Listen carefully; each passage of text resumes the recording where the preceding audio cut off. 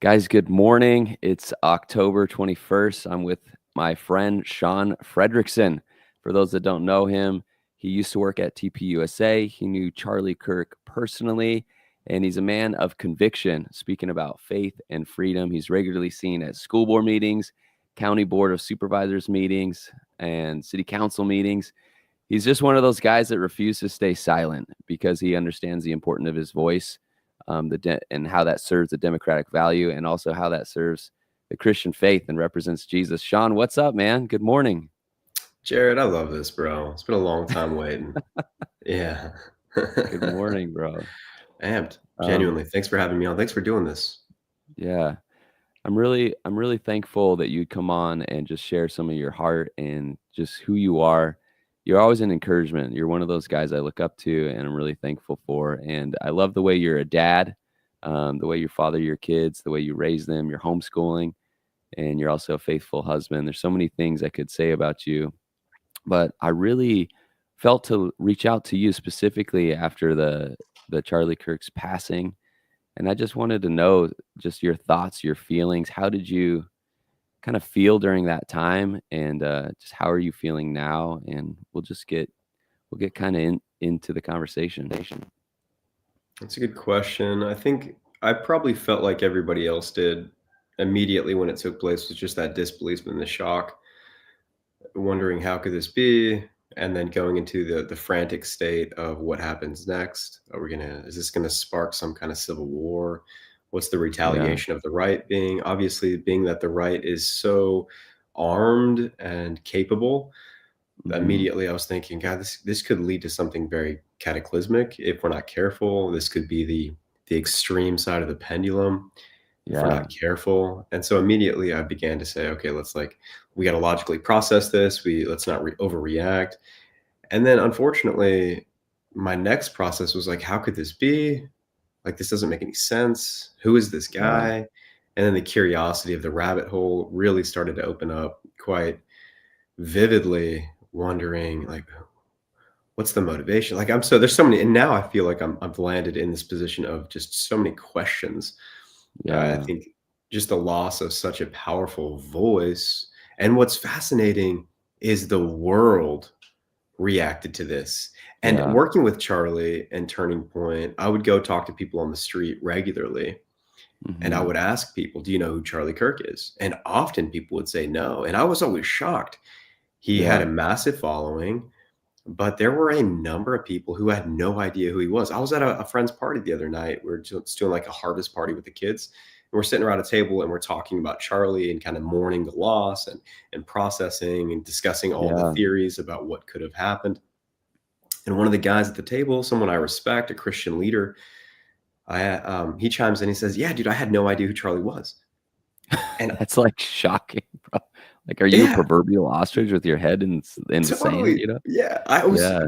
but then it made so much sense that he didn't, because Yeah. this individual, as strong as a leader as he is, he's not someone who's engaging in culture. He's not someone Mm. that recognizes the enemy. He's not someone that wants to do something to combat the current state of affairs in America, but Your someone friend who you're speaking of, yeah. my friend, Yeah. yeah, Yeah. specifically my friend who was sitting at that table, because he's someone who loves the church, loves the Yeah. Lord, very engaged in his church, but he's not someone that's engaged in culture. And I think that's where Yeah. Charlie resides within that culture, recognizing the war and then trying to Yes. figure out how do we interact with it.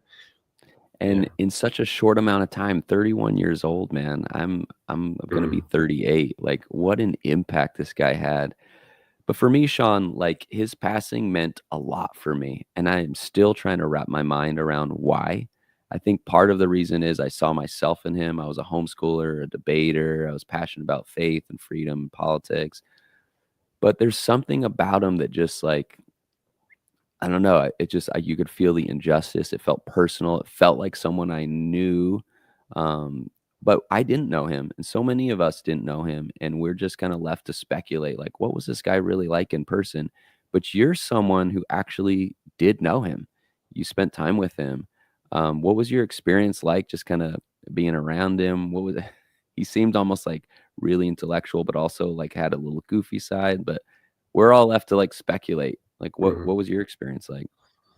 Charlie was a visionary, man. He was on mission, constantly on mission, and even while at Turning Point USA, it never seemed like he really calmed down. He was very Mm, active, and I think the purpose and the vision that he lived with is the reason that he left such an impact. yeah. And what's also really incredible is there was one time he was supposed to speak at this small church, this local church here in San Diego. Actually, forgive me, his wife was supposed to speak. This is just before Okay. they had their first kid. We didn't know that she was pregnant. She was supposed to speak, and come to find out she was pregnant, was unable. And last minute, Charlie's like, "Don't even worry about it. You secured Erica. I'll come speak on her behalf." So it's a women's conference. A women's conference Erica's supposed to be speaking at. And Charlie's like, "I'll show up. It's cool." And so he ends up showing up to speak at this small church of like maybe 200 people. So he Wow. wasn't so egotistical that he wouldn't jump in, even though he had such fame and success. He Yeah. chose to humble himself for things like that, which is really impressive. And it's very difficult too. There's a lot of people who I know who have climbed that social ladder and acquired a very strong following that end up losing sense of humility because Yeah. the ego can easily get to your head. But I think Charlie had a good balance. He also had a good team around him. Rob McCoy is a great leader. Yeah. Um, he was surrounded by some good guys. Also, some guys that I would also question, but mostly good men. And I think Rob McCoy was at the forefront of that. Yeah. I love Rob. I remember meeting him at the event you guys had in San Diego. Yeah. Um, Seems like a good guy. Hmm. So like at the fallout of like his passing, so many people were just left like devastated, but yet there was kind of like this also big rally cry. Like the stadium was full at his memorial. There's millions of people streaming. How do you feel about like this massive response? Was this like anticipated by you, or is this a move of God? Is this just like a social hype moment where it's like here today, gone tomorrow? How do you feel kind of like just about the like social political climate? Man, that's a fascinating thought. I'm a cynic, or maybe I'm a skeptic, or maybe it's Mhm. just there's something in me that I value going against the grain. As a kid, Yeah. I always have, maybe. So when I see this, initially I'm concerned, and it comes on the back of probably a year and a half of diving into what does it mean to be a Christian. And you made Mm. mention to the event that I had in San Diego where brought a bunch of people to Waterfront Park. And at the time, this is 2022, early January 22, and then October 22. I didn't know what it meant to be a Christian. I thought we were all in the same camp together. I thought the church Yeah. was united. We had one Bible and we all read it. We sure had slight differences between how we execute, but now I'm beginning to realize just how divided we are because I've Mm. spent so much time trying to bring the church to the table. I had ideas Yeah. where in the city that I live in, I wanted to bring all of the churches and all the pastors to one table, physical table, look each other in the Yes. eyes and figure out like how do we lead? How do we as a group of believers lead? And that never happened.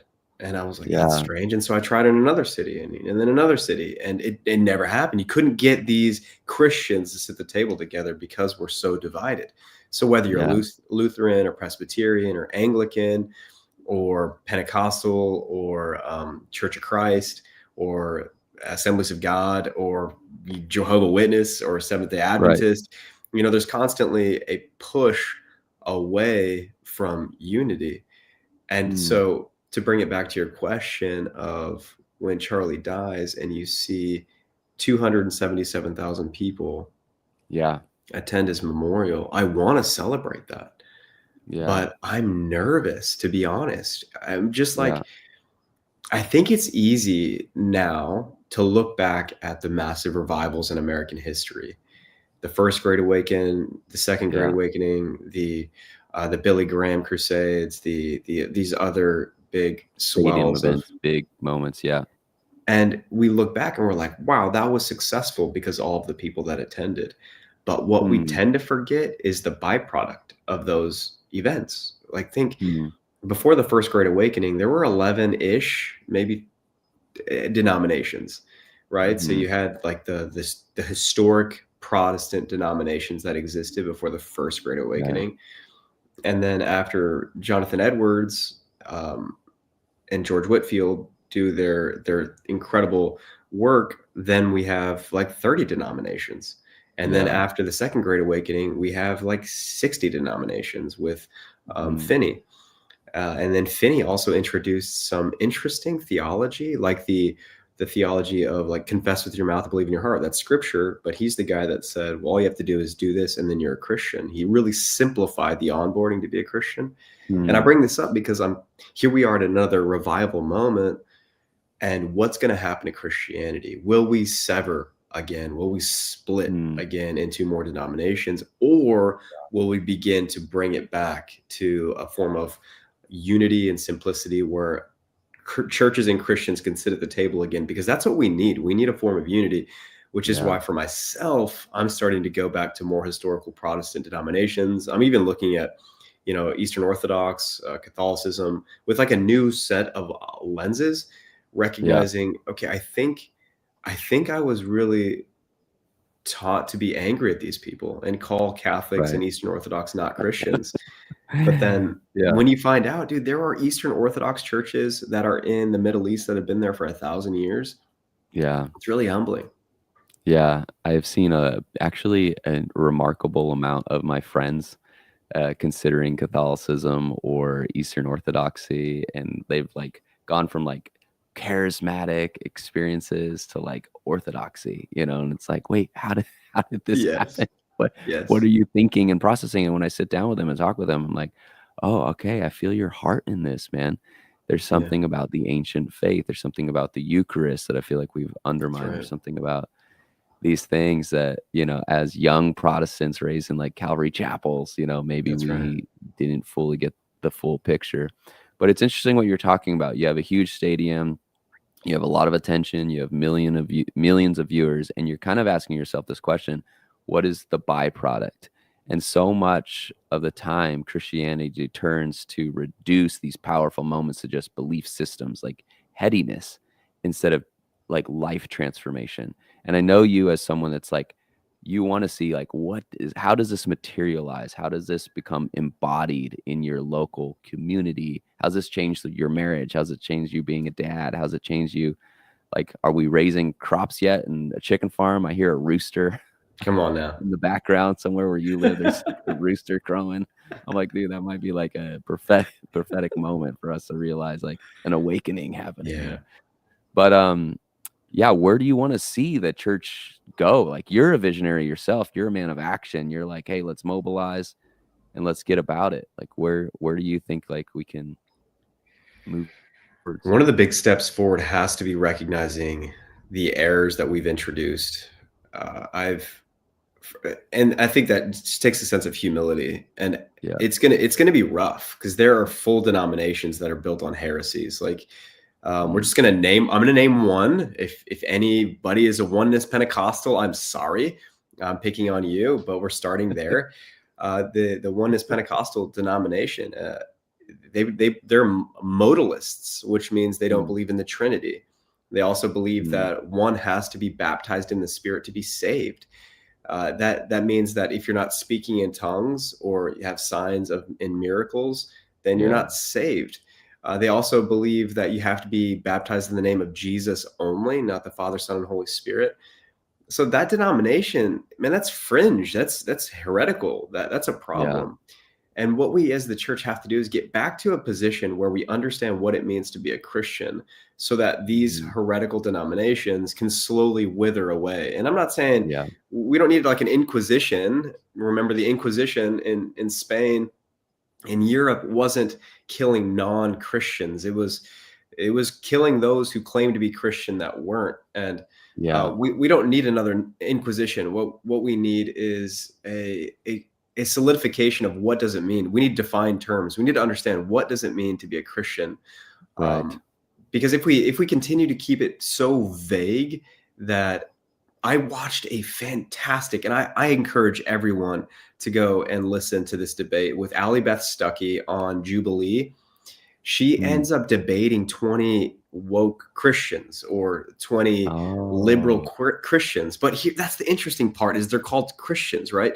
So yeah. you have a Jehovah Witness, you had a Mormon on there, and they all called themselves Christians. And then they talked about how homosexuality is not a sin, talked about transgenderism is not a sin, talked about abortion is not a sin. How can you call Mm, yourself a Christian, be at the table, and then claim these heretical ideologies are yeah. not sinful when it's so clearly communicated within scripture? And Allie Beth Stuckey did such a fabulous job defending the faith. And I think that's where we have to go. We as Mm, Christians have to reclaim our own territory. If we don't know what it means to be a person of faith, then what can we actually produce? And I can give you an yeah. example. Yeah. So, and the California Republican Party is quite progressive. So we have Corinne Rankin, who I would say is not a real conservative running the Mm, California GOP. And you have conservatives around the state of California that are like, man, we're going to vote Republican. mm, we're going to have a red wave. We're going to take right. the hill again. We're going to get And a you're like, "Who Republican are we governor. voting for?" Well, who's our leader? Like, who are the Yeah. people running this machine, right?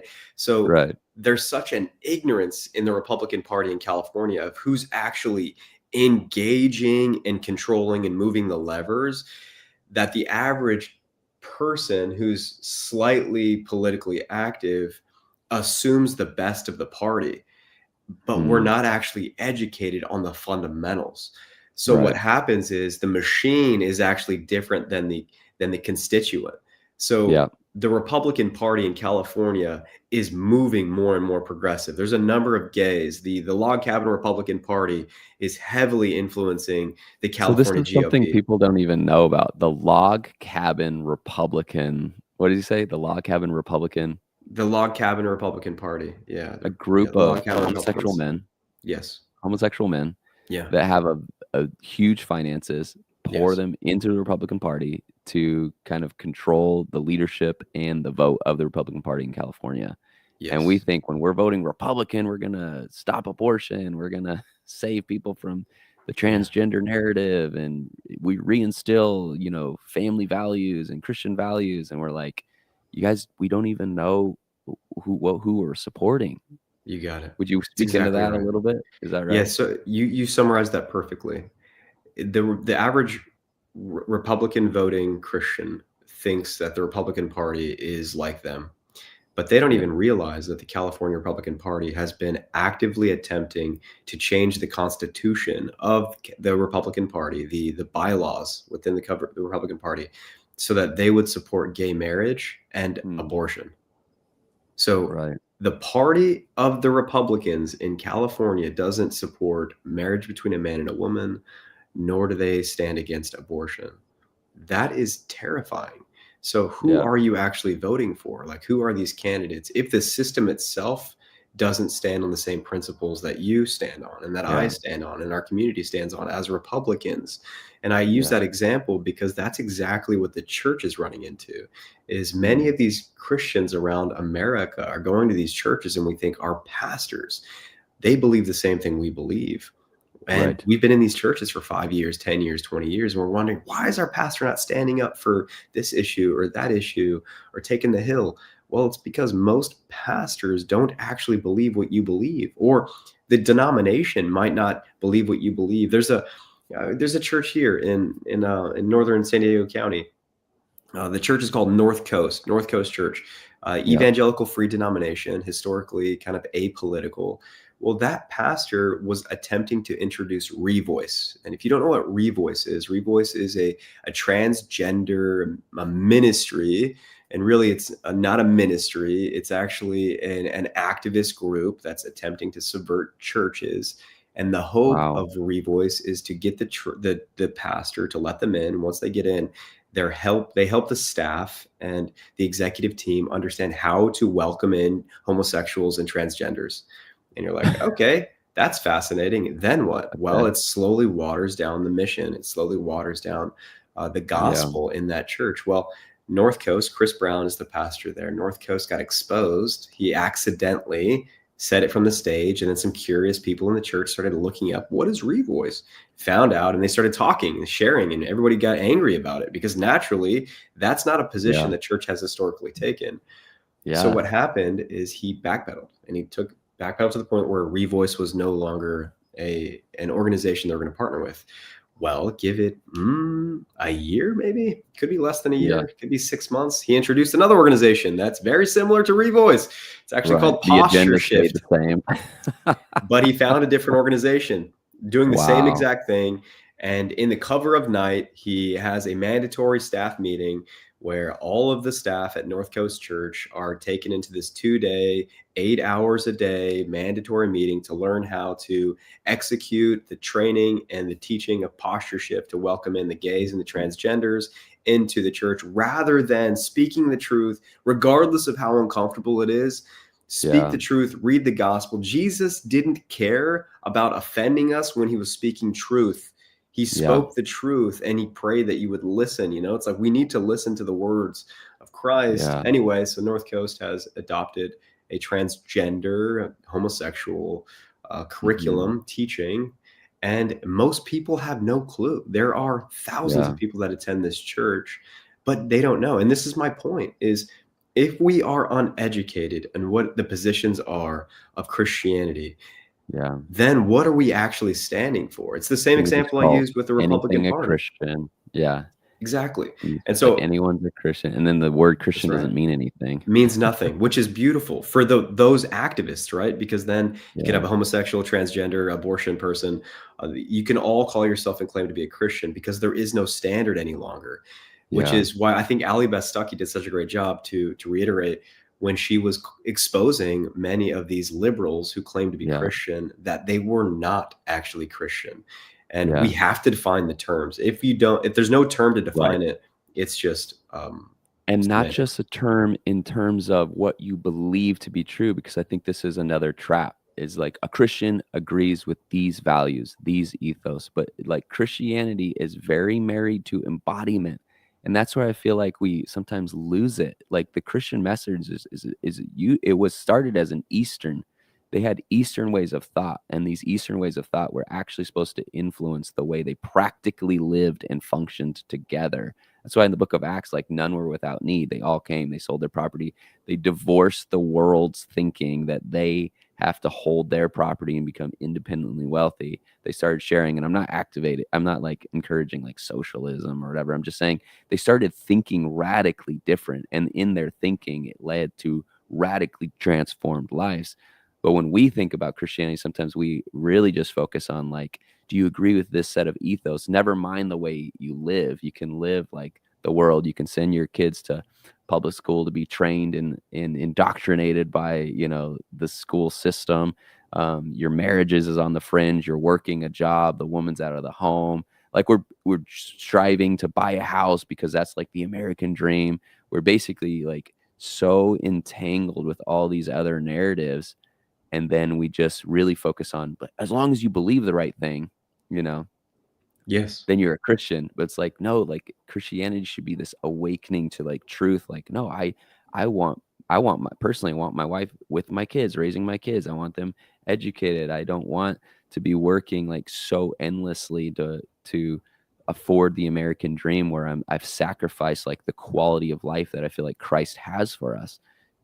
What do you think about that? Like Christianity as a holistic, transformative message that impacts your life, and not just like a dotted line that you sign and be like, all right, I believe the right thing. So we're all unified, you know? Yeah. Well, you have to have fruit. So I made mention of the Inquisition a moment ago. Yeah.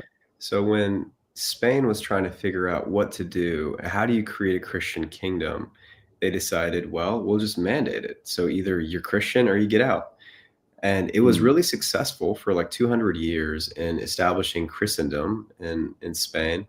So any religion that didn't adhere to the positions of Christianity, they fled, or they mm, ended up becoming false converts. And so that's what created the Inquisition, is they went to inquire amongst those who were told, like there were people in the community that said, hey, that person's claiming to be Catholic, but they're not living like it. And so the Mm, government would send a priest, and the priest would go inquire, hey, tell me what actually happened. Like, what do you believe in? Tell me about the Trinity. Tell me about your concepts of the soteriology or mhm. ecclesiology. And come to find out, they were actually, Muslim or Jewish. Then they'd be like, Right. hey, so either you get out or you actually have to adhere to Catholicism, the principles that we have. So it's the definition is what we lack in Mhm. America. And we had that. Remember, I think a lot of people are ignorant of American history. That Yeah. if you were Catholic, you were likely in Maryland in the colonies, right? Like either or you hid your positions. Like Rhode Island was Baptist, the Quakers were in Right. Pennsylvania, New York was Dutch Reformed. So when these churches were established, many of them have mandatory church on Sunday. You had to attend church on the Sabbath, To and hold you had to public be a office, member. you had to have a statement of faith. You had to That's right, explicitly say, like, "I commit to Jesus Christ as my Lord and Savior." Like, precisely, I think exactly. 11 out of the 13 colonies had, like, explicit statements of faith in their state constitutions at the time of the sounding the Constitution, right?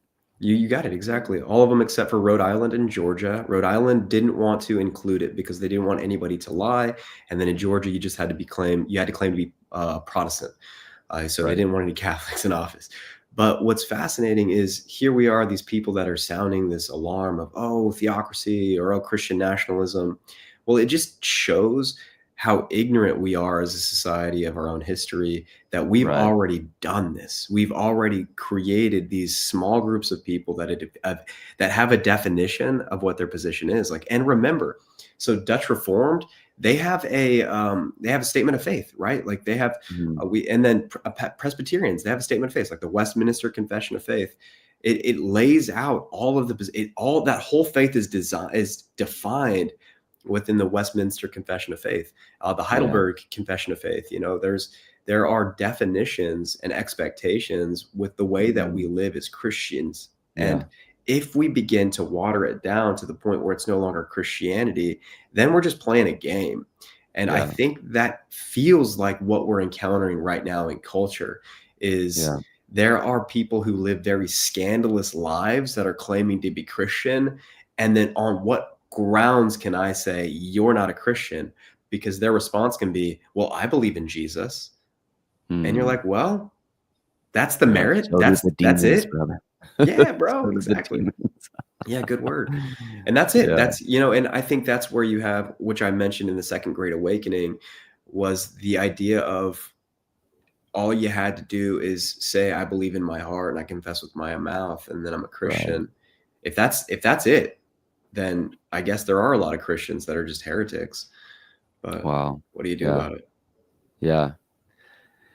Yeah, and I think, like, our generation, I remember as a kid feeling this, like, trepidation, this sense of, like, I before I say I'm a Christian, I have to first apologize because the Yeah. Christians before me, they were just, like, judgmental, hostile, hypocritical, like, I felt like I was born into a conversation that was being had, and so many people resisted Christianity that the first thing I had to say is, "I'm not that kind of Christian. Let me apologize, and then let me explain what kind of Christian I am. Like, I'm the kind of Christian that loves you. I'm the kind of Christian that, like, is tender and kind." And now I feel like more and more as I grow that I'm like, I'm no longer apologizing for what I believe and what I believe is true and what I believe can transform your life. But I'm also not reverting back to, like, holding a sign saying you're gonna go burn in hell because 'cause you're a sinner, but I'm not apologizing, and I think that this Generation Z, they're actually passionate about the faith. Will fathers and mothers actually steward that? Will they be discipled in a way that's transformative? I don't know, but, this is a great opportunity where we're like, "Okay, we're no longer apologizing for that. We're gonna be bold. What are we gonna be bold about?" So, I guess that's my question to you, man, like, for you as a Christian, as someone who's raising their families, homeschooling, loving God, you take action socially, politically, and in the faith. Like, what are you and your little group, your Mm, cohort mm. doing, man? That's different, I guess, you know?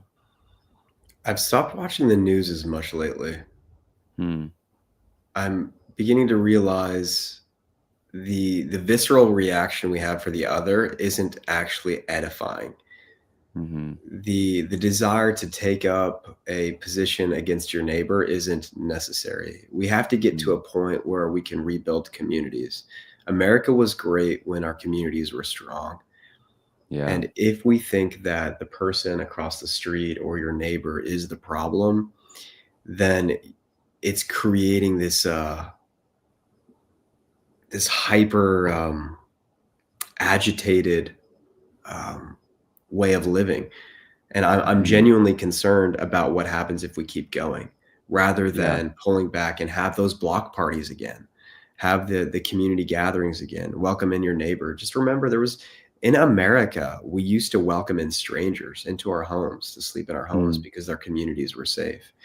So I find Mhm. myself going back, and not like there's this idea, like I'm an idealist, but I don't believe that the past was so significantly better than the moment. I think we live in a great state of being. Our America is Mm. incredible the way it is now. Like I think if Yeah. people in the past would look at how we live and they would be exceptionally jealous, they would say, "No, no, no, stay where you're at. Don't go back here. Like stay where you're at. You Right. guys have figured it out." But I do think there are principles and there is wisdom that we can pull from the past that Yeah. we need. The Yeah. church has been massively unintellectual. We have Mhm. been anti-intellectualism. Think of the amount of believers that say, "No, no, no, no, no. I'm not in religion. I don't have a religion. I have a relationship."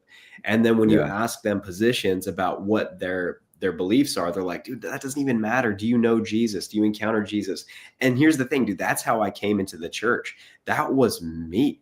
I was 19 years old and I had an encounter with the Lord, and this very charismatic church is the one that welcomed me in, and I listened to all of their music, I listened to all of their preaching, and come to find out after years I couldn't even tell you what it meant to be a Christian, but it felt great. I loved it. I had a joy in me, but Yeah. I couldn't tell you who founded the denomination. I couldn't tell you what the principles of the denomination were. I was just generally ignorant on what it meant to defend my faith. And I believe Mm. once we recognize that, then we can be equipped. Once you Yeah. recognize that there's a lack, just like during the lockdowns. For myself, Yeah. I was an ignorant fool. Praise God. I recognized it. And once I realized I didn't know what it meant to be an American, because I just kept asking the question over and over again to people, what does it mean to be an American? And they would tell me, and I'm like, wow, I had no idea. And so I read Thomas Paine, Common Sense. I read the Federalist Papers. I read the Declaration of Independence. I read the Constitution. I read the Articles of Confession, or Articles of oh my gosh, Confederation. the Confederation, because I wanted to understand, like, who are we? What does it mean to be an American? So that I can Yeah. take ownership. So Yeah. if we don't know what we believe, then you're not actually an owner. Think about Yeah. think about your home. If you live in a home or you rent a home, there's a contract that you've established to be inside that Yeah. residence. And if you didn't know what was on the contract, if you didn't actually sign the contract, if you aren't a party on that, then you're not actually Mhm. the owner. You're not actually the leaser Right. of that property. And that's where we have to get back to. We need to claim Yeah. ownership of our faith. We need to claim ownership in our communities. We have to get Yeah. out of this binary left versus right thing, because that's what's causing this division that's amplified in our communities, because I think it's a Right. waste of time generally. If you're asking me, I believe the left and the right, the Republican and Democrat parties, are much more similar than they are opposed to each other. I think they agree on more than they disagree. And if as Christians, and if we as people of faith begin to realize that these are just systems of controlling our brothers and sisters, then we can Yeah. disengage. Not to say that Right. we're not going to vote, not to say that we're not going to actively try to find a great candidate for our school board or city council or county board of supervisor or Yeah. mayor. We're going to engage, but we're going to recognize the system that they have manipulated to put Yeah. themselves in power isn't what it was. A Republican And form of government isn't immoral. right. We have a duty of finding moral people and bringing them to the table. And that only Yes. happens if you can define morality. If we don't know Right. what morality is, Yeah. then who the hell can stand for it? If we don't know what we're aiming at, it's really hard to hit the target. Yeah. Yeah. Yeah. Yeah. That's well said, man. And I love that you are someone that takes action like politically and you engage the church, you're trying to bring people together. There's something about moving on the local level. That's what I keep feeling too. I'm kind of like, it's really hard to start talking about how do we change the Republican Party or the Democrat Party, but I know that there's something within my sphere, there's something within my community that I can cultivate. I can bring people together. I can have conversations. When my coworkers mention that they were at the No Kings protest, I can say, what was that about? What did you want to see changed? Who's the king that you're afraid of? Like, engage the conversation kindly. And then like Yeah. we it just kind of slowly like unraveled the conversation. It was like, Trump was voted by a Democratic Republic. He's ran on these platforms to do these things. Those are the things he's doing that represented the will of the people. Maybe he's not Yeah. doing them quite right. I don't know. We can have that like Yeah. nuanced Yeah. That's conversation, great. but That's beautiful. engaging locally, Yeah. coworkers, family, people, and strengthening that. Like, we got 2 school board members that love God. We got them into the local school board, and like they're making radical change like locally. Mhm. But I love that you're taking action, Shaun. I love that you're wanting to like to learn and get ready and taking aim, man. That's Mhm. amazing. Yeah. Um, yeah. Well, it's I think I'm just reading. I'm doing nothing revolutionary. I'm recognizing there have been men and women doing this for a long time, but science and history are not sexy, but Hmm. they're valuable.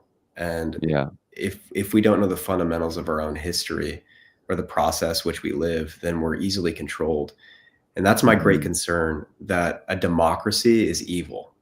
Yeah. We don't want democracy, especially when education and anti-intellectualism are on the rise, because all you need is the great means of influence. So if you can control Hmm. music, if you can control television, control movies, Yeah. then you just tell everybody what to do. And we Yeah. watched it in 2016, we watched it in 2020, we watched it in 2024, where there are these advertisements everywhere attempting to persuade people into one Yeah. direction or the other, not educate people, but to stir them in outrage. Once they're Hmm. angry, once they're enraged, once they're Yeah. furious, then they say, that's the enemy or that's the Yeah. enemy, and then run that way and cast your ballot for our party. And that's not healthy. That is Mm. not a Republican form of government. That is not what we want to teach our children. We Right. want to teach our children how to be calm. We want to teach our children how to be concise. We want to teach our children how to be educated and how to Yeah. think Yeah. practically. Think. Yeah. Instead of just responding in outrage. I see a lot of like outrage culture. Like, I'm mad and I don't know why, but that like is so rings to our Mhm. human experience. Like, so many people just live at a baseline of angry, upset, and frustrated. And then when you give them like a cause or an opportunity to express that internal state, it comes out in like a violent aggression. Yes, And that's what I think 100%. media and the society is always looking to do. Like, we know people are angry. Let's keep under the surface anger. We'll just dope them up with some entertainment, some football games, some more Netflix. And then at the right opportunity, we'll activate that historical anger and we'll Yes. weaponize it for political gain. And it's like, we have to awaken more. There's a quote I wanted to read you and get your opinion about Andy Let's hear it. Crouch. He said, the Mm. highest form of criticism is creation. If we feel disenfranchised by the world around us or frustrated with the state of affairs, he says the highest form of criticism is creation. Mm. um, One of the ways we can respond to like the dystopia maybe that we feel like we live in is like creating something beautiful, creating Yeah. something like profound. Yeah, praise God. I agree that we need more creators. Think about it, what made America so wonderful. And there was a number of things we could just, there's a laundry list of incredible things that made America so unique. But one of them is ownership, where we Mm, had a lot of small business owners. And the yeah, value of that is you're not in debt to somebody. You can speak your mind and you don't have to worry about losing your job because you're the guy who runs pulls the levers. You're the guy, you're the yeah, machine. yeah, And then also a second thing is with creation is also being liberated, that you're not in debt. We need to talk about usury and debt as a society. As yeah, Christians, we have historically been against usury. Mm. And it's a hard thing to discuss, but it's the same thing as sexuality, right? So if you're out there if you're just following your passions and your urges, and you're Yeah. subjective to any beautiful thing that you see, you have to prey upon it. It's the Yeah. same thing as usury. Is if you don't have the self-control to stay out of debt, then eventually your master will demand something of you that you can't give.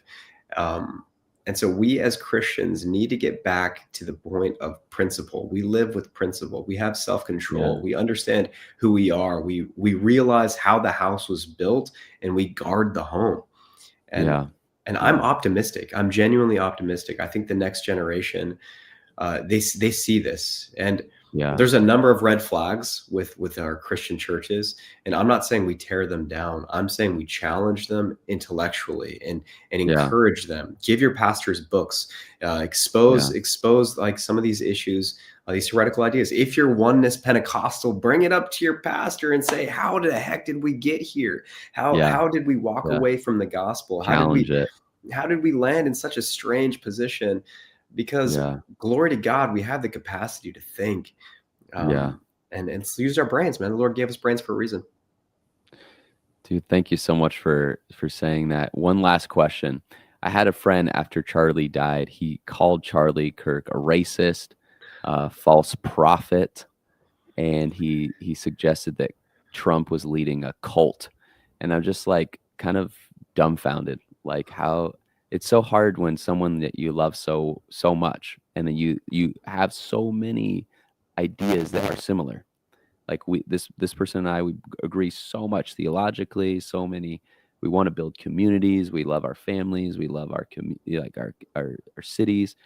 But then it's like this opinion is so out there. How do you respond to someone that says these things about someone that we all loved and revered, you knew personally? Like, how do you respond and find like unity or connection? It's a great point. So I think with a statement like that, you're not going to find a statement that you can express that will immediately bring them to the table. What Mm, you need is curiosity. If the person is curious, if there's soil that you can actually work rather than concrete or hard dirt, then you're able to plant some seeds. So if the person is curious, what I would do is stir them to say, "Hey, are you sure that's true? Oh yeah, yeah, mm, yeah, I know it's true. I saw this clip. Okay, how about this? Let's sit down and let's watch the video together. Let's watch it all. mm. And you point out to me what you're afraid of, and I'll address it with you. I'll cross that bridge with you, because Yeah, that's what that we feels need. good, And man. because there's no quick conversions, because Yeah, what we've created are ideological camps. So I've had lengthy conversations with Democrats or leftists. I don't even know if they call themselves Democrats, just yeah, far left, angry leftists that have been successful and then have not been successful. And I would find the ones that are most successful are the ones that I can stir curiosity, or I might ask a question. Like, for example, there's this woman that I spoke to, and I've talked about her many times because it was it so affected me. Where I went to the gay pride event to preach. I'm wearing a MAGA hat and I'm preaching the gospel because I wanted to create an atmosphere of great discomfort for myself, just to show people you that did this. you can do that. You went to a Yeah. gay pride event with a MAGA hat and preached the gospel. Yes, I did. These are And it was these are awesome. the reasons I love you, bro. This is Yeah. so funny. Yeah. All Well, right. there are enough excuses for Christians to be apathetic, and I thought Yeah. maybe I can take one of them off the table. So I put my MAGA hat on. I was obviously nervous, and then I went out to preach. And what's interesting, there's many things that were interesting, like being chased down by a gay guy to say, "Dude, I love your hat. That's amazing. I'm a Republican too." Like, well, that was Wow. unexpected. That was unique. But He's another one of one the that funders. He's one of the yeah, fun yeah. Oh, yeah, yeah, one of the log cabin guys. One of the interesting that got me was speaking to a young woman who decided to have a double mastectomy, so she had no breasts. And I was talking Wow. to her, and I wanted to get her perspective on Planned Parenthood and the big money associated to the surgery that she had, and she had no idea. Yeah. And I said, "You've never thought Wow. about why it is that Planned Parenthood and these abortion clinics are all funding, or they're advertisers at this event, this specific Pride event? They're here. Look at, they're around. There's Mm. stickers of them, and they're all their union workers are here." Hmm. And she said, "No, I never thought about it." And I said, "Well, why do you think that is?" And so I just kept asking questions because I Wow. knew the answer, but she didn't. Yeah. And I'm not so Yeah. proud that I'm going to say, "Oh, well, you fool." Let me tell you No, how it it's is. exactly Yeah. because what good is that? Yeah. I'm not trying to. I don't want to one up anybody. I want to sit at the table with people and we can collectively find solutions. I have tons of Yeah. blind spots. My family was visiting me this weekend and they watched the way that I was parenting, and glory to God, there was a moment where my family was driving, just me and and they looked at me and they said, "Hey, I wanted to give you a little. I saw the way that you were disciplining your son, and I think there's a Mm. better way to do it because you're going to replicate that Wow. in him, and he's going to do that to his siblings. And just be careful." And it gets me emotional Wow. because we all have blind spots, all of us. And you were Are open you to the willing? feedback, 'cause that's a Ah, very dude, I personal part of your life, like, parenting is like, "Don't talk about my parenting. You're not a yeah. parent." You know? Well, You know? pride comes before folly, bro. So, Yeah. of course, I valued it, I heard it, Mhm. and I welcome it, and I'm trying to apply it. So the same Yeah. thing with that woman who cut off her breasts. I wanted to see if the soil can be worked, and Yeah. dude, it was workable, and so I started planting some seeds, and I said, "Well, I would encourage you to look up big pharma because there's a lot of money in the surgeries that you've had, and there's a Wow. possibility that if someone starts on this journey that you have, you could make Yep. them millions of dollars per Wow. client. And would you say that could be a motive for investing all of this marketing money at an event like this?" And she just stood there and said, "I've never thought about that." And I said, "Wow, let me know. I mean, if you ever see me, I hope, let me Wow. know what you find." And Right. that's it. I left it. That's amazing, bro. That's wild. I love the curiosity, man. Just approaching it from, like, a genuine curiosity, like planting those seeds. That was a great answer, man, and that's personally encouraging for me because I find myself at this place of, like, I don't wanna sever relationships anymore just because I disagree with you or I find Yeah. your opinion, like, appalling or insensitive. I'm like, "No, like, we have enough of that. We have enough people who are like, 'I can't talk to you anymore. I'm too offended.'" You know, it's like, why am I go like, "Why am I so offended?" That almost has more to do with me, you know? But then I also don't know where to go with it because every time I, like, go to chat, it feels like just this, like, deep resistance, but I think that what you just said is so powerful. Shaun, thanks so much, man. I know you gotta go do dad things. It's in the morning and your kids are waking up, and Mhm. I really love you so much, man, on a personal level as a friend and also just as someone who really wants to, like, live this stuff in the real world. I really appreciate you. So let's stay in touch and let's have more conversations like this one. And to everyone that watched, reach out to Shaun, comment on this feed. What did you like about the conversation? What were you blessed with? Share with friends that you want to encourage, and we'll come back at it at a later day. Shaun, any last closing statements you want to say? Jared, what a great space. Thank you for doing Yeah. it. Thank you for risking the uncertainty. I think we need more people building, creating. Mm, Charlie Kirk's death inspired a lot of people. What we don't want to do is take that inspiration and do nothing with it. Every mm, great dream could produce a vineyard, but mhm. don't let the dreams die on the vine. That's so good, man.